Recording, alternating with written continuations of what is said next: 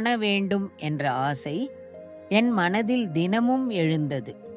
ஒரு நாள் நான் கோவிலில் நின்று கேட்டேன், நான் எப்போது இறைவனை காண்பேன்? அந்த நாளில் வழியிலே ஒரு வயதான அம்மா தண்ணீர் கேட்டார்.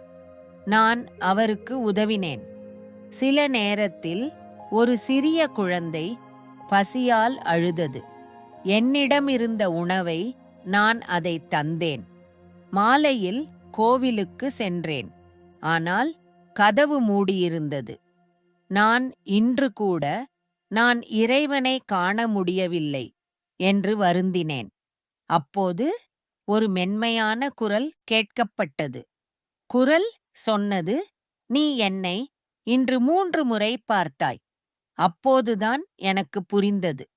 அன்பிலும் சேவையிலும் இறைவன் இருக்கிறார். தன்னலமற்ற சேவைதான் இறைவை அடையும் வழி.